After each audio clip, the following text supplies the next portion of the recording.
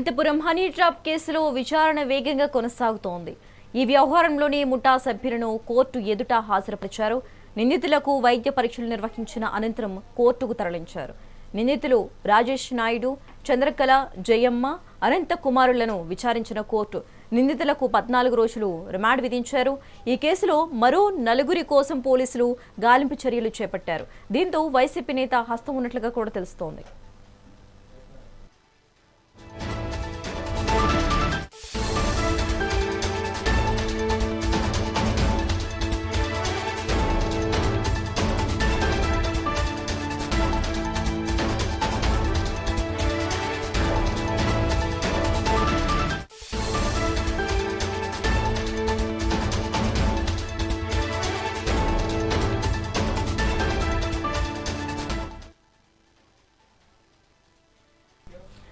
Anantapuram honey trap కేసులో విచారణ వేగంగా కొనసాగుతోంది. ఈ వ్యవహారంలోని ముఠా సభ్యులను కోర్టు ఎదుట హాజరుపరిచారు. నిందితులకు వైద్య పరీక్షలు నిర్వహించిన అనంతరం కోర్టుకు తరలించారు. నిందితులు రాజేష్ నాయుడు, చంద్రకళ, జయమ్మ, అనంత కుమార్లను విచారించిన కోర్టు నిందితులకు 14 రోజులు రిమాండ్ విధించినట్లుగా కూడా తెలుస్తోంది.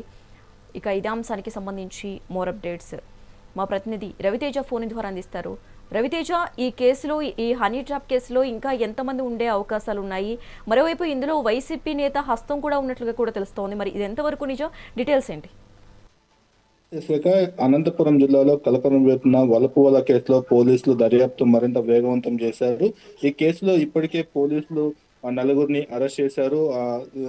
ఈ కేసులో ఇప్పటికే ముందుగా ఒక ఆమెను అరెస్ట్ చేశారు. నిన్నటి రోజు మరో 4 కూడా పోలీసులు అరెస్ట్ చేశారు. ఇందులో డబ్బర్ రాజేష్ నాయుడు, చంద్రకళ, జయమ్మ, అనంత కుమార్ ని ఈ రోజు కోర్టు ఎదుట కూడా పోలీసులు హాజరుపరిచారు. ముందుగా నిందితులను వైద్య పరీక్షలు నిర్వహించిన పోలీసులు అనంతరం భద్రత నడుమ కోర్టుకు తీసుకొచ్చారు. కేసును పరిశీలించిన కోర్టు నిందితు 14 రోజుల రిమాండ్ విధించింది. దీంతో వీరిని జైలుకు తరలించే ప్రక్రియ కొనసాగుతుంది. ఈ ముఠా నుంచి టీఏటీ మోడల్తో ఈ వ్యక్తులను వల్ల వేసుకొని అనంతరం బెదిరింపులకు పాల్పడి డబ్బులు వసూలు చేసినట్లు ఆరోపణలు బాధితుల ఫిర్యాదుతో ఈ వ్యవహారం పూర్తిగా బయటపడింది. అయితే ఇప్పుడు ఈ కేసుకు సంబంధించి పోలీసులు టెక్నికల్ ఆధారాలు ఏవైతే ఈ ముఠాతో ఎవరికైతే సంబంధాలు ఉన్నాయన్న అంశాలను పోలీసులు ముమ్మరంగా దర్యాప్తు చేస్తున్నారు. మరోవైపు వీరితో సంబంధాలు ఉన్నట్లు కొంతమంది గుర్తించారు. వారి ఫోన్ కాల్ డేటా ద్వారాను అలాగే బ్యాంకు ట్రాన్సాక్షన్ ద్వారా కూడా పోలీసులు వీరితో ఎవరెవరు సంబంధాలు ఉన్నాయన్న కోణంలో కూడా పోలీసులు విచారణ జరుపుతున్నారు. అయితే ఇతర డిజిటల్ సాక్ష్యాలను కూడా పరిశీలిస్తున్నారు. ఇంకా నిందితులతో ఎవరెవరు కాంటాక్ట్ లో ఉన్నారు, ఈ ముఠాకు మరెవరైనా సహకరించారన్న కోణాల్లో కూడా పోలీసులు ఆరా తీస్తున్నారు. కాల్ డేటా ఆధారంగా రోజుకో కొత్త విషయం వెలుగులోకి వస్తుండడంతో దర్యాప్తు మరింత ముమ్మరంగా కొనసాగుతుందని చెప్పొచ్చు. ఈ కేసులో ఇప్పటికే జిల్లా ఎస్పీ జగదీష్ బాబు చాలా సీరియస్ గా ఉన్నారు. ఎందుకంటే ఈ కేసుకు సంబంధించి కూడా ఇప్పటికే 2 సిఐలు విఆర్ కు వెళ్లిన పరిస్థితి ఉంది.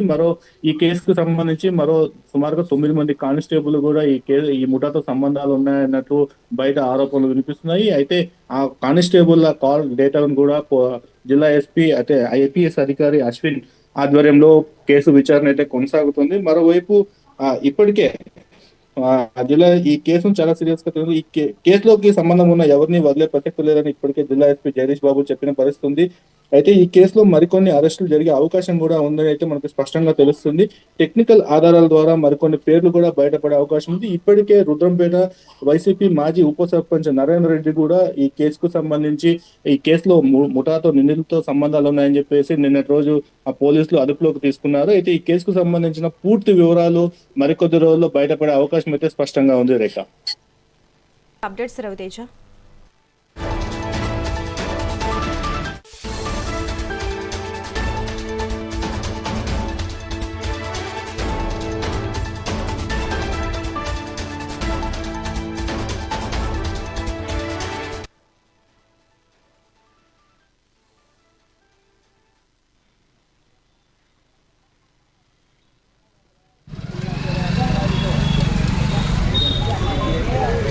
నడచడం కూడా నడచలేవు.